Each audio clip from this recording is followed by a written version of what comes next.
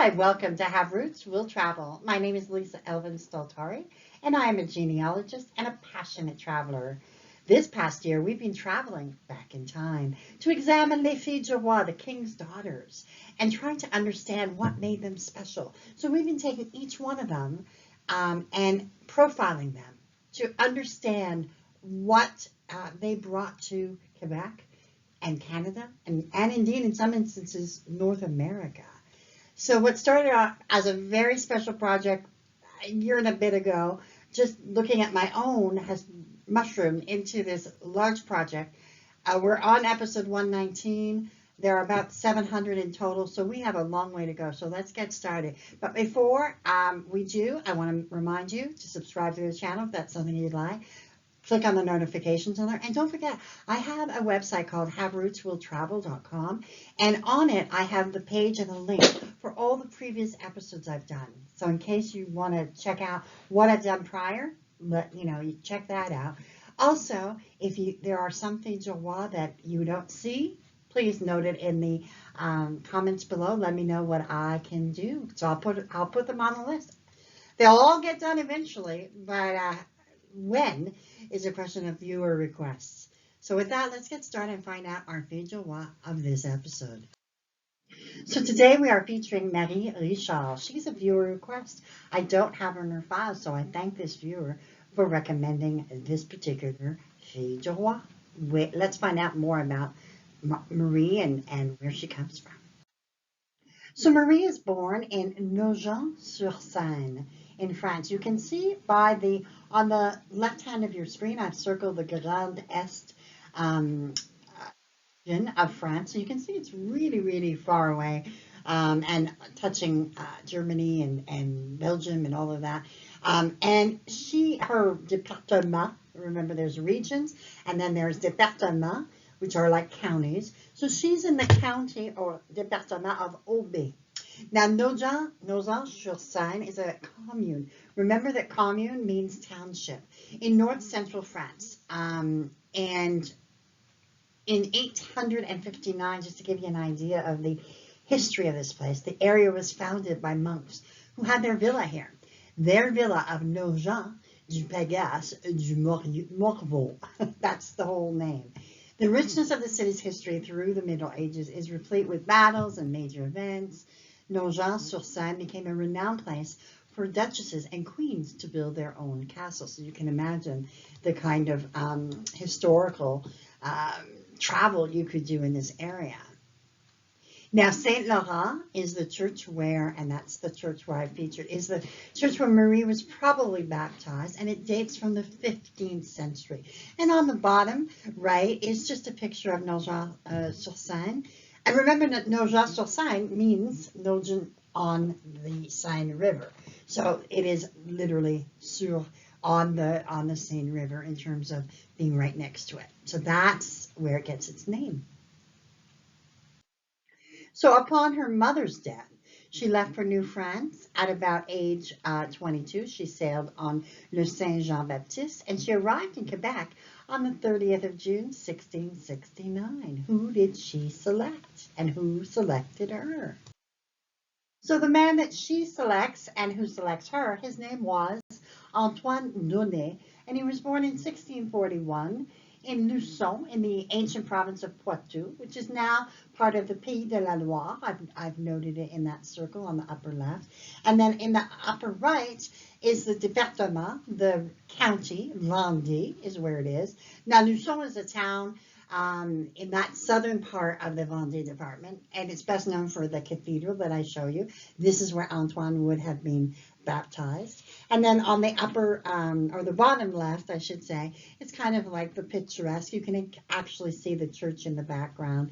So it's very, very what you would imagine a very, very historical town of France would be. It's actually a Roman town that got its name from the Latin word for the northern pike, lucius, and this fish decorates the coats of arms to this day.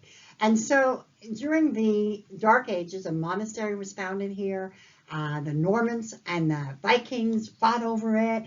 And so it became a spiritual capital in 1317 when Pope John the 22nd appointed it the seat of the Diocese of Luçon.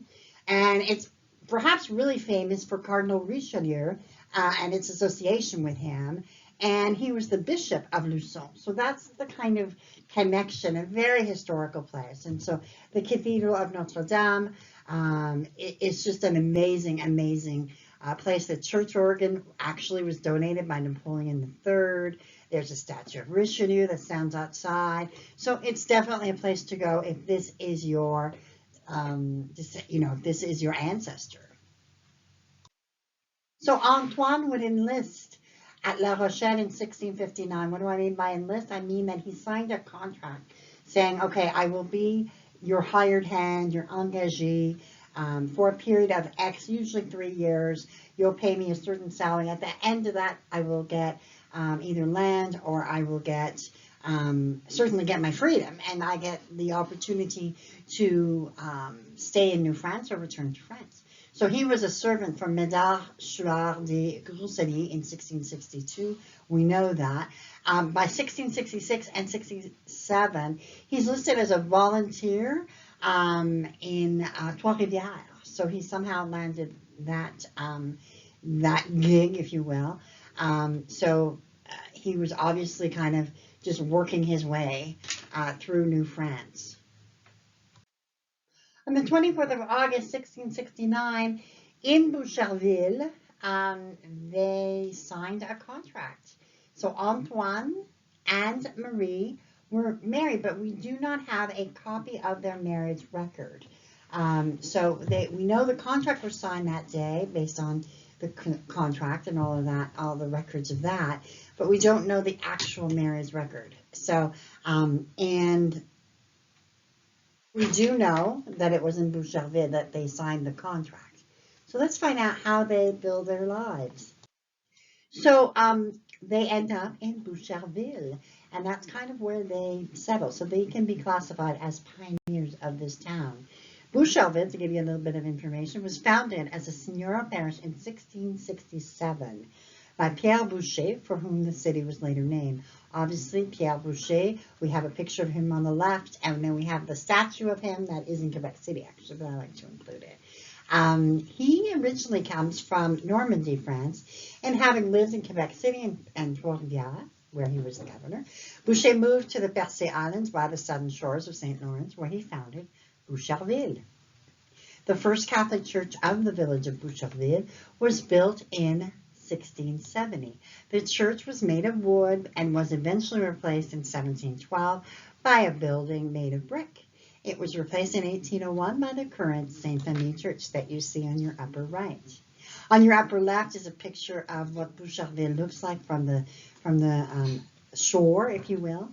And then we have the map where I've just kind of, so you can see that it's not that far from Montreal, but it is off island. And here we have the 1681 census that lists Antoine Donné, 40, Marie Richard, she's 6 years younger than him in this census, Enfants are Marie, 11, and 10, Denise, 8, Pierre, 5, Antoine, 3, they have 1 cow, and 6 enfants à Malin, about 5 acres of land. In all, they would have 9 children. Marie Gertrude would marry Nicolas Sonal de la Liberté and have 12 children. 9 of whom would make it to adulthood. Marie-Anne would marry Jacques Mousseau Desilets and had 7 children, all of whom made it to adulthood. Denise would marry Pierre Meunier de la Pierre and have 5 children, all of whom made it to adulthood. Pierre married Marguerite Robert de la Fontaine and had 8 children, all of whom made it to adulthood. Antoine married Marie Robert and had 6 children, all of whom made it to adulthood. Just as a side note, Antoine and Pierre were married the same day. The 2 brothers married their 2 sisters on the same day. That was just, 7 brides for 7 brothers kind of thing. Jean married Marie-Louise Garot and had 6 children, all of whom made it. Marie's mother was Anne Talbot, who was also a fille de roi, who will be doing in an upcoming video. Geneviève married Dominique Garot and had 7 children, all of whom made it to adulthood.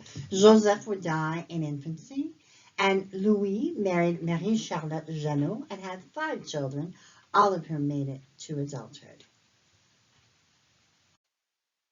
When Antoine would die in 1707, they would have been married for over 38 years, an amazing accomplishment to be sure. Antoine was 66 years old, which was a fairly normal age at that time.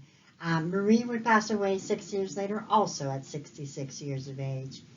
By 1729, they had a remarkable 129 descendants. So this is just a lovely couple who met, got married, had a life, and sometimes that's a good story as well. It doesn't have to be all drama and death, right? Here are some of the resources I love to use. Number one, La Société des Filles du Roi. And then I have the Quebec Genealogical E-Society. I have a site called Nos Origines. Number 4, Genealogy Quebec, which is for me the Ancestry.com, which I just absolutely adore. And then we have Migration, which is everything you ever wanted to know about Les Filles du Roi, and the Facebook group Filles du Roi Descendants.